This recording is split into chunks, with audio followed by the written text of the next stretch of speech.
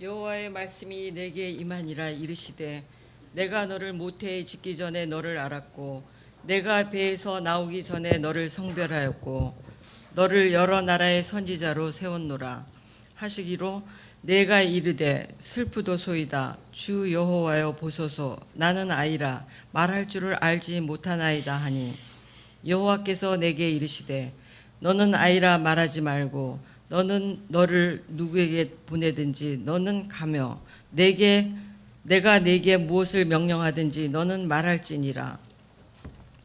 너는 그들 때문에 두려워하지 말라. 내가 너와 함께하여 너를 구원하리라.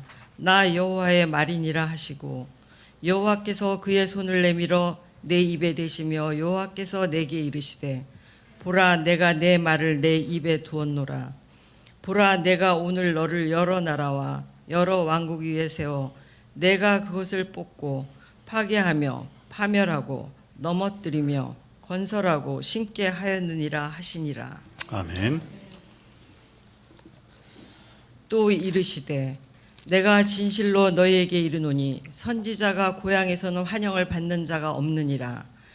내가 참으로 너희에게 이르노니 엘리야 시대에 하늘이 3년 6개월간 닫히어 온 땅에 큰 흉년이 들었을 때에 이스라엘에 많은 과부가 있었으되 엘리야가 그중 한 사람에게도 보내심을 받지 않고 오직 시돈 땅에 있는 시렙다의 한 과부에게 뿐이었으며, 또 선지자 엘리사 때에 이스라엘에 많은 나병 환자가 있었을 때 그중 한 사람도 깨끗함을 얻지 못하고 오직 수리아 사람 나아만 뿐이었느니라. 해당에 있는 자들이 이것을 듣고 다 크게 화가 나서 일어나 동네 밖으로 쫓아내어 그 동네가 건설된 산 낭떠러지까지 끌고 가서 밀쳐 떨어뜨리고자 하되 예수께서 그들 가운데로 지나서 가시니라. 아멘. 하나님께서 우리에게 주신 말씀입니다. 네, 오늘은 구약 예레미야 1장의 말씀과 누가복음 4장의 말씀을 통해서 좋은 소식을 전하는 자로 부름받음이라는 제목으로 말씀의 은혜를 나누고자 합니다. 우리가 지난주 누가복음 4장 1절 이하의 말씀을 통해서 예수님께서 공생애를 시작하신 말씀을 함께 나누었습니다. 예수님께서는 이사야서 말씀을 펴고 읽으셨고, 그리고 이제 본인의 입으로 은혜의 해, 구원의 해, 즉 그리스도로서 이 땅에 오신 그 사명을 온 땅에 선언하시게 됐지요. 고향이었던 나사렛 회당에서 그 외침이 있으셨습니다. 그런데 오늘 누가복음 이후에 나왔던 말씀을 보니까 예수님이 큰 봉변을 당하는 장면이 나오고 있어요. 봉변일 뿐만 아니라 생명의 위협까지도 느끼시게 되지요. 예수님께서 하신 말씀을 듣고 나사렛 그 회당에 모였던 사람들이 예수님을 동네 어귀로 끌고 가서 낭떠러지에서 밀어 넘어뜨리고자 했다. 죽이려고 했다는 것이죠. 여러분, 예수님께서 지금으로 얘기하면 예배 시간에 설교한 거잖아요. 저처럼 설교했는데 설교가 끝나자마자 여러분들이 제 멱살을 잡고 남산 위로 끌고 가가지고 남산 타워 울타리에 세워놓고 밀어뜨리면 어떻게 되겠습니까? 그런데 오늘 하나님의 뜻대로 하나님의 사명을 가지고 이 땅에 그리스도로서 메시아로서 말씀을 전하시는 예수님의 그 첫 번째 사역의 결과는 결국 생명의 위협으로 다가왔다는 거예요. 물론 하나님의 아들이시지만, 그러나 인간적으로 볼 때는 고향에서 당했던 이 수모가 예수님에게는 얼마나 마음이 아프셨을까요? 그러나 이미 예수님께서는 그 모든 과정을 알고 계셨던 것이지요. 그래서 오늘 24절 말씀에 보면 선지자가 고향에서는 환영을 받지 못한다, 그 말씀을 하신 것 같아요. 어느 날 예수님께서 제자들에게 길을 가시다가 이렇게 물어보았습니다. 얘들아, 사람들이 나를 어떻게 생각하니? 나를 무엇이라고 부르니? 라고 질문을 하셨죠. 그러자 제자들이 대답합니다. 어떤 사람들은 예수님을 세례 요한이라고 하던데요. 대답을 해요. 분명히 그럴 수 있습니다. 예수님은 세례 요한이 감옥에서 참수당한 직후에 공생애를 시작하셨어요. 그런데 예수님이 행하셨던 여러 가지 행동이나 또 예수님이 전하셨던 말씀이 세례 요한과 비슷하기도 했지요. 그러다 보니까 세례 요한으로 착각하기도 하고 세례 요한과 같은 사람이라고 생각하기도 했다는 거예요. 그러자 옆에 있던 제자가 얘기하지요. 어떤 사람들은 예수님을 엘리야라고도 하던데요 라고 말합니다. 여러분, 이스라엘 민족, 이스라엘 사람들에게 있어서 엘리야는 신적인 존재지요. 죽음을 보지 않고 하나님 나라로 올리워졌던 사람. 뿐만 아니라 당시 우상을 숭배하던 이방 선지자들 850명을 한 방에 정리해 버렸지요. 하나님의 기적적인 장면을 보게 했던. 그리고 엘리야는 이스라엘 민족에게 있어서는 가장 위대한 선지자로 이스라엘 사람들의 마음속에 남아 있습니다. 자, 그러다 보니까 예수님께서 하나님의 나라를 선포하시고 많은 기적들을 행하시는 것이 마치 그 엘리야가 환생을 해서 하는 일이구나, 그렇게 생각할 수 있었던 거예요. 자, 그러자 이번에는 그 옆에 있던 제자가 이렇게 얘기합니다. 어떤 사람들은 예레미야나 선지자 중에 하나라고 하던데요. 여러분, 이스라엘 백성들에게 있어서 종교적인 지도자는 두 부류가 있습니다. 첫 번째는 제사장이고 두 번째는 선지자였어요. 제사장은 가문이 제사장 가문, 하나님께서 택하신 가문을 통해서 계속적으로 그 일들을 감당했지요. 그렇지만 선지자, 예언자는 조금 다르지요. 평범한 사람이기도 했고 어떤 특별한 그런 출중한 모습을 가진 사람이 아니라 할지라도 하나님께서 말씀을 맡긴 사람들, 예언자지요. 예레미야뿐만 아니라 이사야, 에스겔, 호세아, 아모스, 그들은 모두 하나님의 부르심에 따라 하나님의 말씀을 전했던 사람이에요. 그러다 보니 선지자들이 전하는 말씀에는 권위가 있었습니다. 사람의 말이 아니기 때문이죠. 그랬기 때문에 예수님이 선포하시는 많은 말씀을 듣고 당시 사람들은 예수님도 예레미야와 같은 선지자인가 보다, 그렇게 생각할 수 있었다는 거예요. 자, 오늘 예수님이 고향에서 배척받으신 일들, 또한 그 이후에 공생애를 통해 많은 사람들이 예수님을 예레미야와 같은 선지자로 보았던 그 모습, 우리는 그것을 통해서 예수님이 이 땅에 가지셨던 사명, 예수님이 하시고자 했던 사역, 그것을 보게 되는 것이지요. 자, 오늘 우리가 구약의 말씀, 예레미야 말씀을 읽었어요. 예레미야가 처음 하나님께로부터 부름받았던 장면을 기록하고 있습니다. 예레미야는 원래 제사장 가문의 후손이었어요. 조금 전에 말씀드렸다시피 제사장은 제사장 가문에서 계속 이어져 내려갑니다. 그러니까 예레미야는 제사장이 될 준비를 하던 사람이었어요.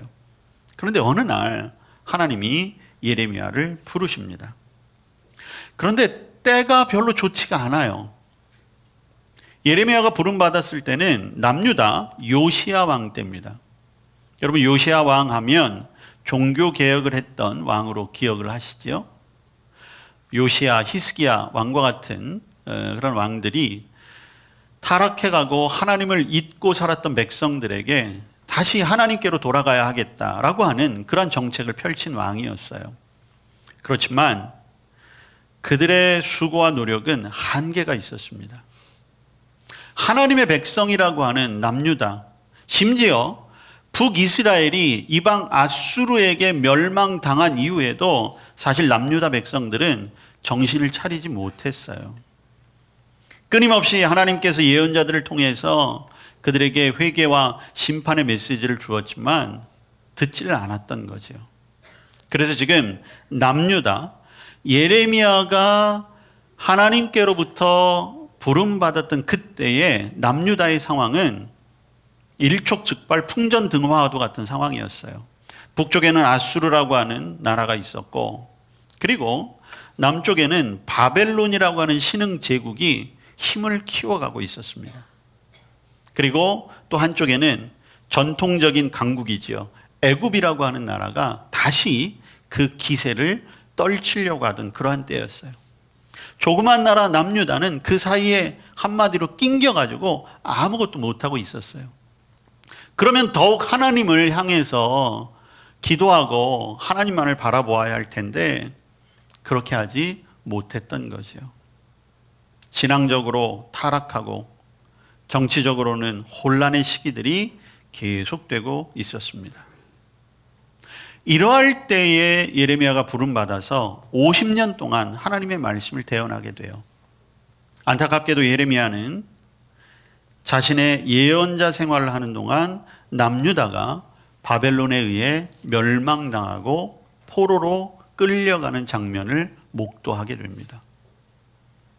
근데 예레미야는 이미 알고 있었어요. 왜? 하나님이 알려주셨거든요. 예레미야는 한 가지 말씀만 당시 유다 백성들에게 전했어요. 너희들은 바벨론에 의해 멸망당할 거야. 바벨론은 하나님의 도구야. 왜냐하면 당시 유다 백성들이 아수르가 망하는 것을 보고 야, 우리도 아수르에게 침략당해서 멸망당하면 안 되겠다 해서 생각했던 것이 무엇이냐 하면 애굽의 힘을 빌리는 거였어요. 근데 그건 하나님의 뜻이 아니죠. 자, 그런 상황에서 예레미야가 하나님의 말씀을 들고 서서 백성들에게 하는 얘기가 야, 애굽은 우리의 희망이 아니야. 우리의 희망은 오히려 바벨론에게 있어. 이렇게 말씀을 전하니 그 말을 누가 듣겠어요? 나중에 예레미야는 가족들로부터 버림받아요. 저거 미쳤다. 미쳐도 곱게 미쳐야지 우리 민족을 팔아먹는 매국노와 같은 짓을 한다. 이렇게 해서 가족들로부터 버림받습니다. 주변에 아무도 없었어요. 심지어 예레미야는 하나님이 결혼도 못하게 하셨어요. 철저하게 혼자 두셨습니다. 고향 사람들도 외면했어요. 오늘 예수님께서 고향 나사렛에 가서 그 생명의 위협을 받았던 것과 거의 유사한 길을 걷게 되는 거죠. 더욱이 예레미야를 가장 안타깝게 했던 것은 무엇이냐? 여러분, 예레미야가 50년 동안 하나님의 말씀을 전했다고 했잖아요. 열매가 없는 거예요. 그래서 예레미야 선지자는 늘 울 수밖에 없었어요. 예레미야가 눈물의 선지자가 될 수밖에 없었던 이유가 여기에 있었습니다. 안타까운 마음으로 나라를 구해보려고 몸부림쳤지만 아무도 그 소리를 듣지 않았고 나라가 망해가는 것을 그저 지켜보아야만 했어요. 실제로 매도 많이 맞았습니다. 옥에 갇히기도 했어요. 여러분, 예레미야의 마지막은 어떻게 되는 줄 아십니까? 애굽에 끌려가서 돌에 맞아서 순교하게 됩니다. 분명히 하나님의 사람으로 부름받았는데 사역 가운데 결실도 없고 사람도 없고 결국에는 생명까지 잃는,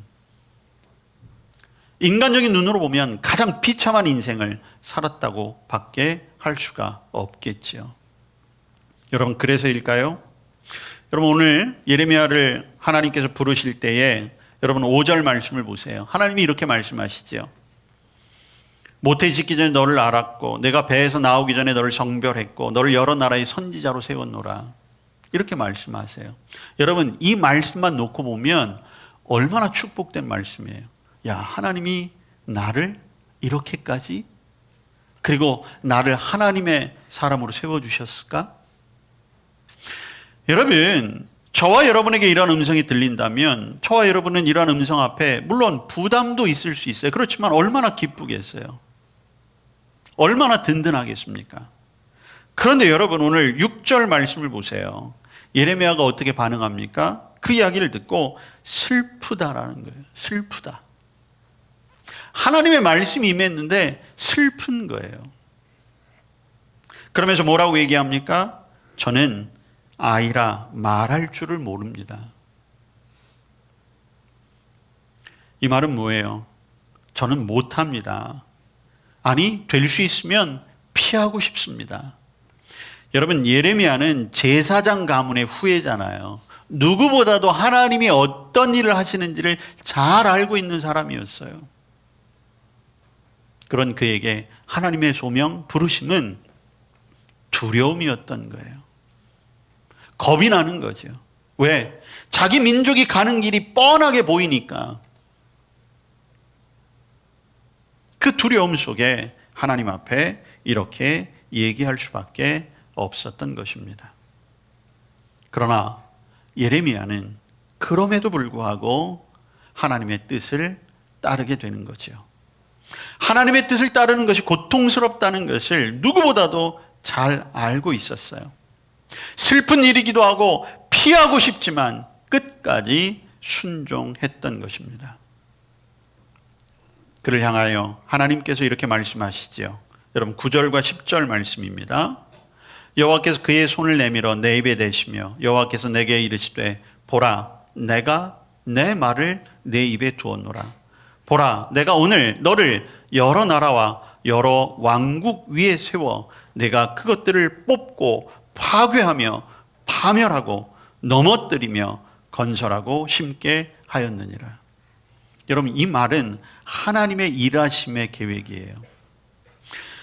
예레미야에게 주어진 말씀은 하나님의 말씀과 하나님의 계획이잖아요. 근데 그 하나님의 계획의 첫 번째가 무엇입니까?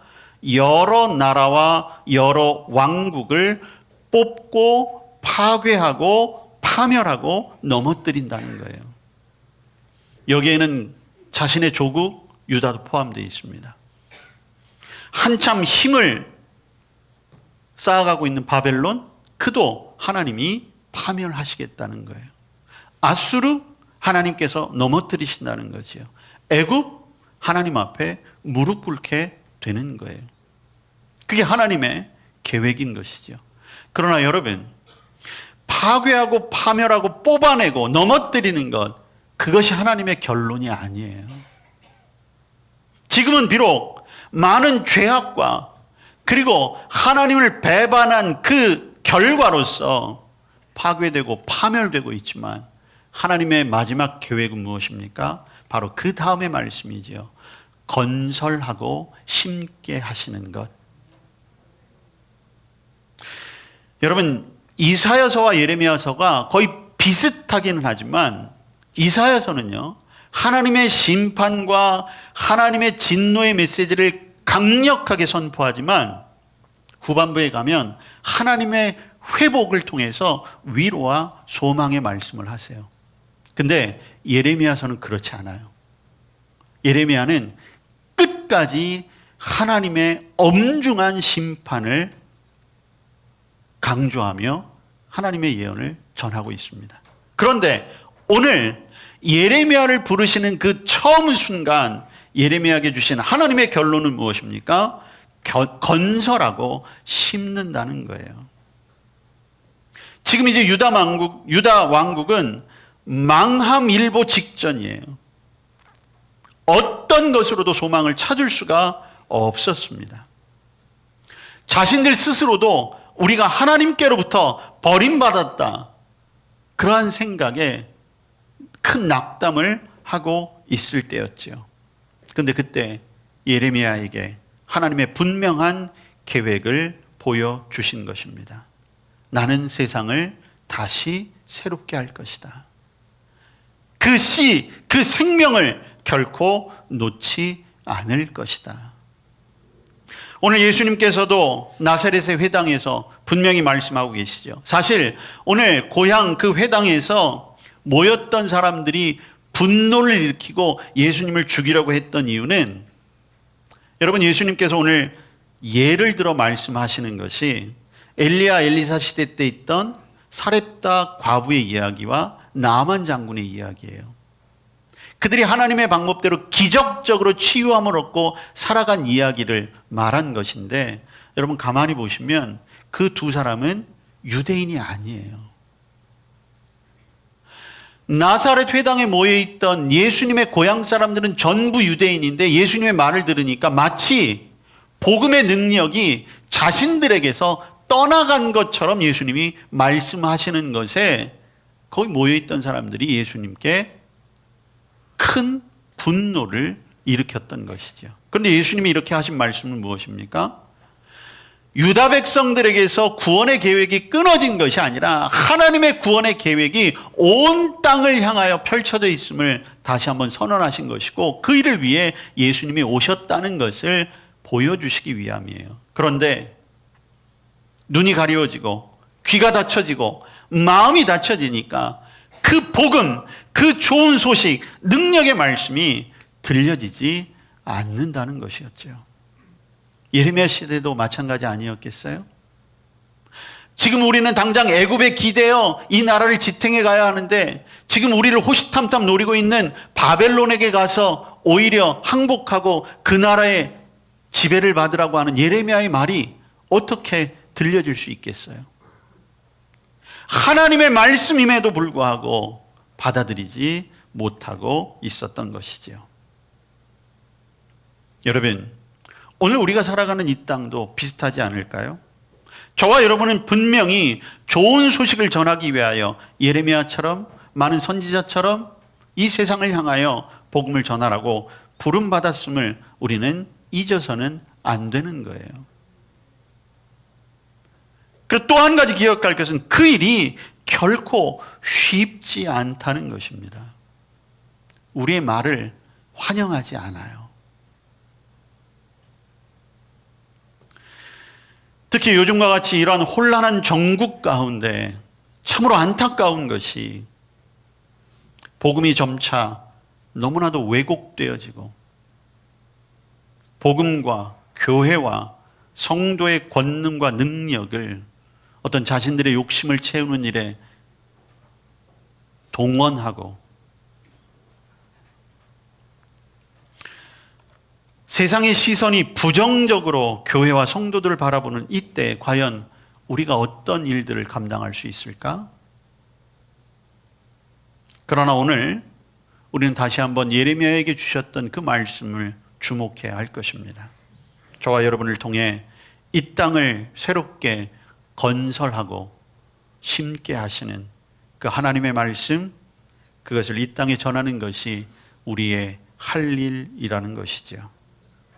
지금은 무너지는 것처럼 보이고 파괴되어지는 것처럼 보이지만, 망하는 과정인 것 같지만, 모든 것이 뽑아내지는 그러한 시기인 것 같지만, 그러나 이 시간이 오히려 하나님의 새로움, 하나님의 능력, 하나님이 소중한 것을 건설하고 심으시는 시간이기도 한다는 것을 우리가 바르게 알려야 할 것입니다. 그리고 그것이 우리에게 주어진 일이라는 것을 잊지 마시기를 바랍니다. 저와 여러분이 하는 말이 쓰러진 사람을 세우는 일이라면, 절망으로 가득한 세상에 희망을 심는 일이라면, 미움과 분노가 가득한 세상에 사랑을 심는 일이라면, 그것만큼 필요하고 소중한 일이 어디에 있겠습니까? 이 일을 위해 하나님이 저와 여러분을 부르심을 믿고, 우리도 예레미야처럼 아직은 부족한 것 같고 그 일을 피하고 싶고 아직은 준비가 더 요구되어지는 것처럼 느껴진다 할지라도, 하나님의 능력을 의지하며 그 부르심에 응답할 때 하나님이 우리 교회를 사용해 주실 줄로 믿습니다. 좋은 소식을 위하여 우리를 부르심을 다시 한번 기억하고 순종할 수 있는 저와 여러분 될 수 있기를 축복합니다. 아멘.